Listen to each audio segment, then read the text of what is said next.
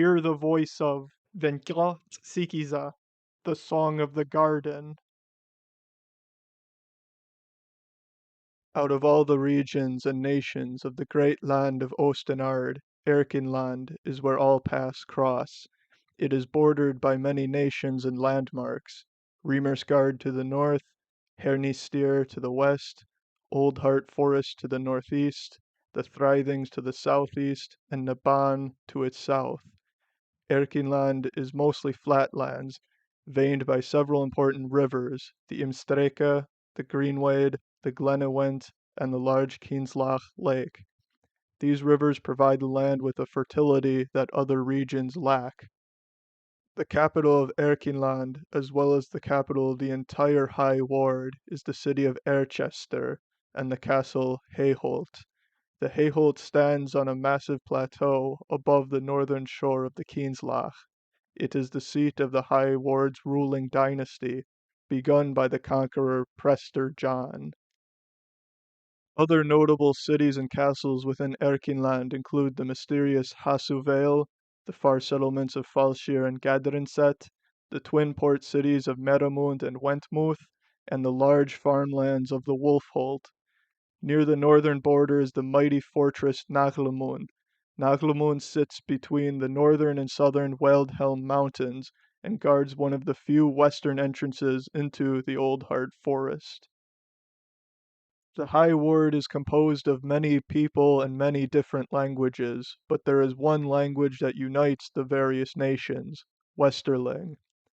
Westerling is the language of the court, and in every part of the ward Westerling is understood to a good extent. Westerling was a language created by Prester John during his unification of the ward. Prester John was born on the island of Warrenstein, and thus his new language was heavily influenced by the islander tongue, but due to his several years spent living in a village near Grainfod, his new language featured many words and phrases borrowed from the Erkenlandish language spoken along the coast. Though Westerling is the official language of the High Ward and of Erkenland, it is not the only language in Erkenland. Erkenlandish, as the name implies, is the historic native language of the Erkenlanders. It is only spoken fluently by people of northern Erkenland, but southerners, particularly southerner peasants and freemen, speak a modified Westerling that contains grammar influence from Erkenlandish. Standard Westerling, I am here with you today, compared to Erkenlandish, us bio andaya her mithe, and mixed Westerling, us be here with you a day. For those who wish to know the meaning of Erkenlandish words and names, the name of the nation and people, Erkenland, comes from the old Erkenlandish words Erokining, meaning Elf King's land, referring to the Zidatya protector Iu Unigato, who ruled over what would become Erkenland until the Zidatya were driven from their land by invading humans. The name Keenslach, meaning King's Lake, and Erchester, meaning elf fort, both come from the same reference. Heyholt means fence woodland because the castle is a group of towers surrounded by walls, and early Erkenlanders thought of it as fences around trees. Meramund means sea protection because it guards the entrance to the Glenawent River. Naglemund means nail protection because of the massive iron pillars that surround the fortress. Wolfholt means wolf woodland. Huitstan means white stone. Gadrinset means gathering place because this is where settlers gathered after fleeing Erchester. Eldheorta is the Erkenlandish name of Old Hart, referring to the age of the forest. The Niarlach hills mean narrow lake. Erkenlandish names include Ealchstan Fischera, meaning temple-stone fisherman, Sangfugel, meaning songbird, Seoman, meaning seeing one, and Gudwolf, meaning battle wolf. People living in the Heyholt generally use Warenstein names instead of Erkenlandish names, unless they are not from Erkenland. The name Oost and Ard is two very old words, possibly being an earlier form of Erkenlandish, or even Proto-Erkenlandish, meaning East Earth. referring to the belief that the land of Osten-Ard is east of wherever Proto-Erkenlanders came from. The history of Erkenland need be divided into two parts: history of the immortal Zidatya and history of the Erkenlanders. Zidatya history is too expansive to be covered here completely, so only their history as related to Erkenlanders will be covered. Years will be given by convention to either before or after the founding of the Naban Empire. Proto-Erkenlanders came from unknown lands likely 2,000 years before the founding of the Naban Empire. The immortal Zidatya had already controlled northern Osten-Ard for several thousand years when Proto-Erkenlanders appeared and settled in what would become Erkenland and the Thrythings. The Thrythings and Erkenlandish languages share too many similarities to be borrowings or random chance. It is assumed that the proto-people began living nomadic lives in the Thrythings and fishing lives along the rivers and lakes. These diverging cultures would eventually become Erkenlanders and Thrythingsmen. The later arriving Reimers language has a lot in common with Erkenlandish and could point at Erkenlanders coming from the Reimer homeland. The emerging Erkenlander culture had peaceful relations with the ruling Zidatya, but did fear them. Many traditional beliefs and myths have Zidatya-like creatures that are dangerous and to be avoided. This peace was shattered by the invading Reimersmen. The Reimersmen had arrived in the freezing plains of the north only a few decades earlier, but suddenly and mysteriously in the founding year 663, the Reimersmen led by King Fingal Bloodfist invaded the Zidatya-controlled lands.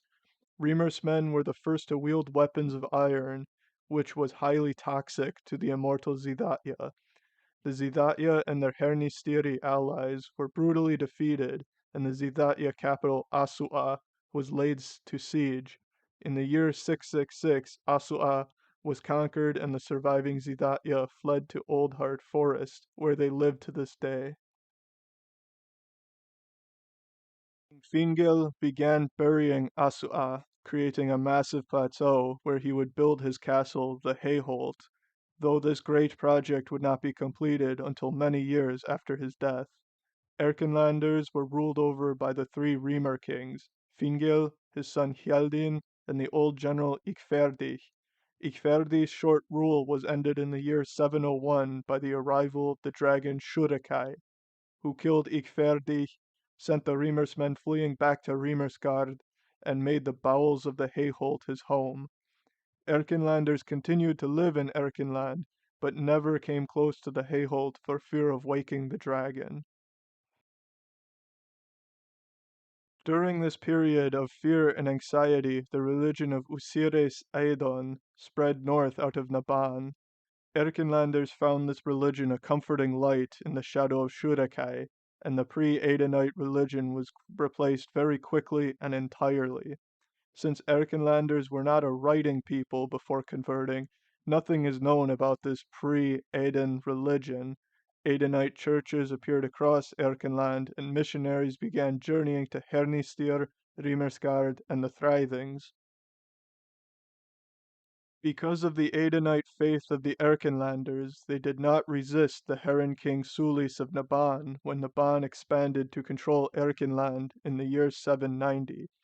Sulis became the fourth king of the Hayholt, and Naban became its largest extent in history. During this time, the city of Erkenchester, later to be called Erchester, was founded at the base of the Hayholt's plateau. The fortress Naklemund was built and its iron pillars were erected to protect Naklemund from Zidatya living in the forest, since iron is very toxic to them. Many Nabanai believe Shurekai was just a legend until he awoke again. In the year 801, the Hayholt and its people burned, Erchester was temporarily destroyed, and the Nabanai fled back to the south, never to expand north of the Nyarlath hills again. King Teithtain of Hernistir took his turn to conquer Erkenland. The pagan Hernistiri were resisted much more bloodily than the Adonite Nabanai, and the Hernistiri burned many churches and systematically hunted down Adonite priests and monks. Falshir and Huitstan were established by Erkenlanders fleeing from Hernistiri persecution. Teithstein conquered Erkenland and tasked Erkenlanders to rebuilding the Hayholt. These Erkenlander builders were Adonites and created many secret passages and tunnels through the castle and into underground Asua to create secret places of worship for hiding Adonite monks and priests. Teithstein became the fifth king of the Hayholt, and he set about protecting his large Hernistiri nation. Duanath Tower was built to protect Hernistir from Rimersgard. For Teithstein, just as for Ikverdi and Sulis, Shurakai awoke. In the year 901, Teithstein died, and the Hernistiri fled, though the Hayholt was not as badly damaged this time. For thousands of years, Erkenlanders had lived along the banks of the Kienzlach, living as fishermen and farmers. After being ruled by Zidatya, Riemersmen, Nabanai, and Hernistiri, Erkenlanders began to believe that they were capable of ruling themselves. Only a few years after Teithstein's death, a humble fisherman named Eochstan led his village into the Hayholt and was named the sixth king of the Hayholt. Eochstan united the independent lands of Erkenland under him, and was widely loved for his kind rule, his expansion of Adonite education, and his commitment to the Erkenlander people. He created a writing standard for Erkenlandish and promoted local Erkenlanders to become lords of the United Lands. Eochstan was very well read in lore, and knew time was short before Shurakai would awake again. The dragon awoke every 100 years, and Eochstan needed a solution before the next awakening. He consulted wisdoms and texts of Naban and Hernistir to learn a way to kill or defend the Hayholt from the dragon. Legends say he even spoke with the Zidatya about the dragon, likely true given that he also made hunting and killing immortals illegal and always spoke kindly of them. Whether from advice mortal or immortal, King Eochstan learned the only way to protect the Hayholt was to kill the dragon himself quietly. In the year 965, he ordered his people to leave the Hayholt in case he failed, and he snuck into the depths. The people feared the awakening and stayed along the Kienzlach far from the Hayholt, but neither dragon nor king emerged. Eochstan's wife and children believed him dead and would never return to the Hayholt. The lords of Erkenland without a king began to fight and divide the kingdom into smaller kingdoms. From the year 965 to 1082, no one ruled the Hayholt and Erkenland. In 1082, a youth named John traveled from his home on the island Warenstein to the city Grainford, where he would spend many years living with villagers along the coast. There he learned the history of Eochstan and Shurakai, and being a headstrong, ambitious, and foolish young man, John began preparing to kill the dragon, studying Eochstan's writing and building a great long wide spear. By the end of 1083, John arrived at the Hayholt and entered the tunnels that Eochstan did. The people of Erchester mocked and cursed him until John returned with the cut off arm of the dragon. John was immediately proclaimed the seventh king of the Hayholt and set about his most ambitious dream, uniting all of Ostenard under one rule, one high ward. John was a devout Adonite and familiar with Erkenlandish customs and language, so the Erkenlander lords gave him their loyalty. Over the next 20 years, King Presbyter John fought and defeated Rimersgard, Hernistir, and Naban with what many considered divine skill. Rimersgard and Naban became duchies, and while Hernistir remained a kingdom, it was under the High Ward's authority. Mr. John, despite being an Adonite, was generally respectful of other cultures.